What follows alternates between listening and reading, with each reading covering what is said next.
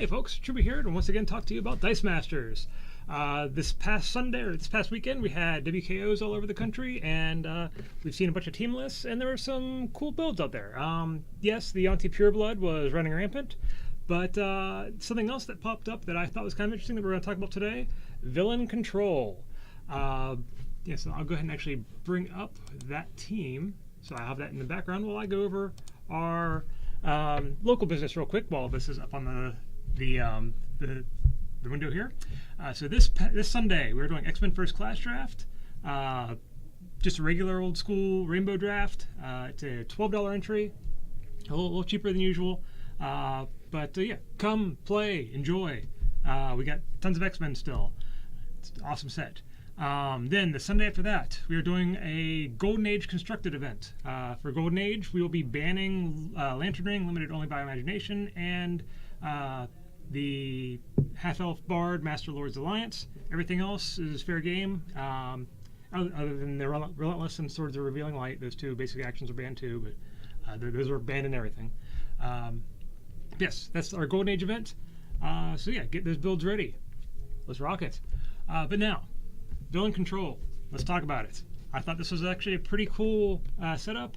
One of the things I was playing around with when building against the anti-pureblood is I'd get like one or two control pieces, and then the anti-pureblood, I'd slow it down, and then it'd have one good turn and annihilate me. Well, their solution with this team is just play 7 out of 8 slots control. So we have a lot of control pieces. So if you get them all out, the anti-pureblood can't get through it. It's seems like overkill, but really probably isn't. Let's go in and actually go through these cards one by one. Let's start with the basic actions. So, Blink Transmutation. This is just extra level of protection. This team is not going to be attacking much, so if you are going against an aggressive team that isn't the anti-pureblood that's attacking, wants to do a bunch of overcrush damage, well, Blink Transmutation helps you there. Next up, we have Villainous Pact.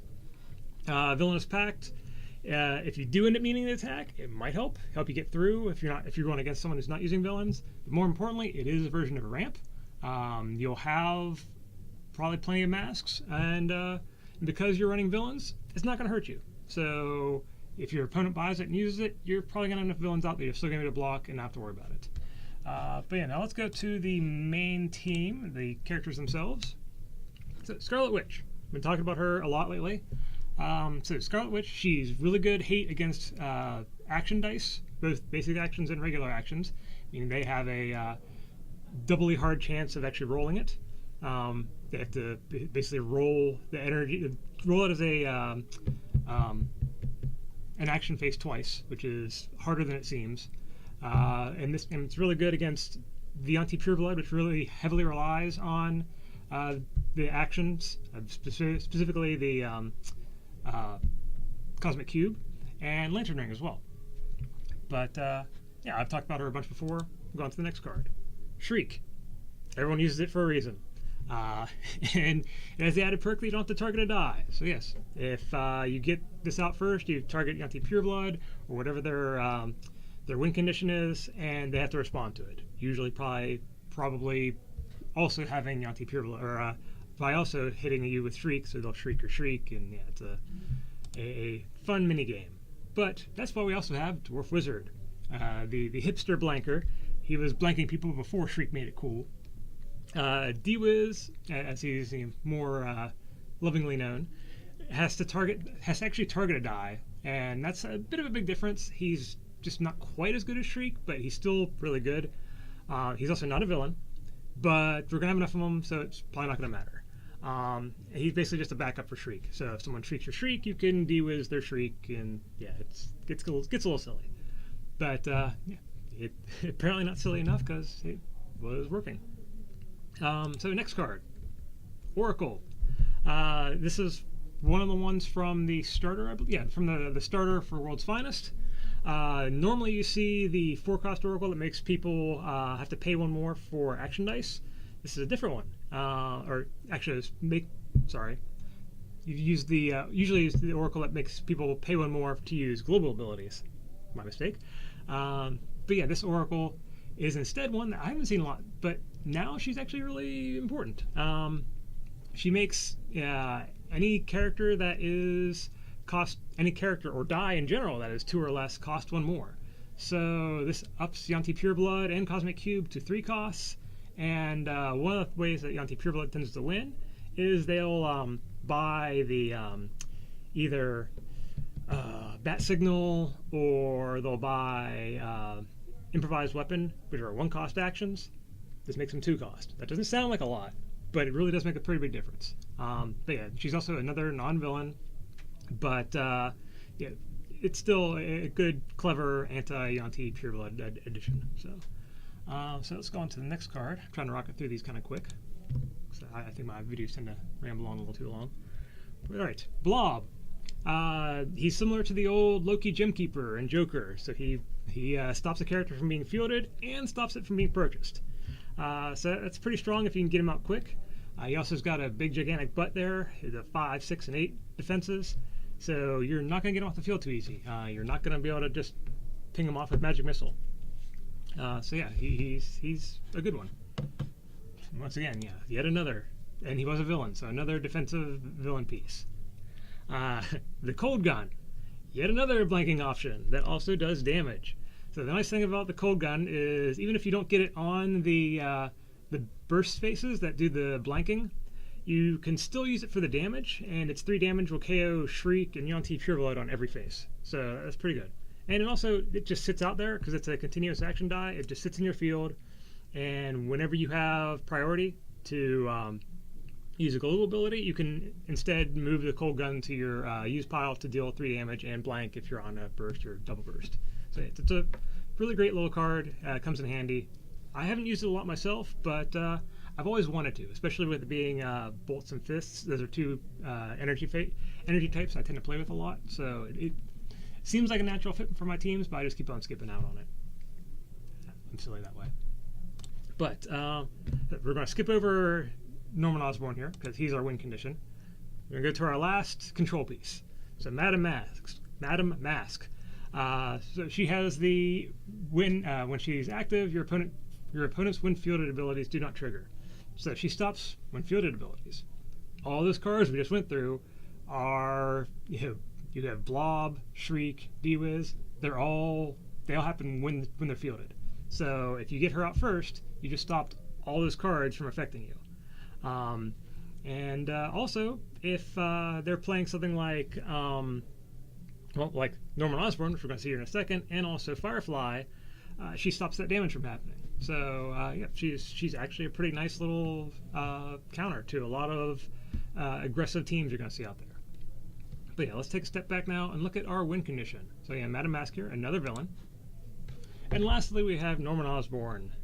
Don't call me Gobby, also called Nobby by some, not Gobby.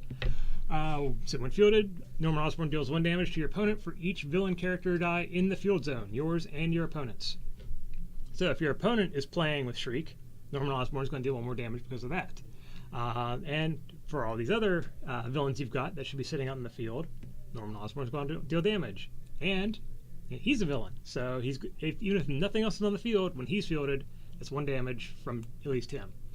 So yeah, this is one of the things that made Bard so vicious is you could put out all these control pieces, and from those control pieces you could then turn them into win conditions because of Bard. He would pump them up ridiculously, and then you could just fly in for the win. Nobby here is sort of doing the same thing.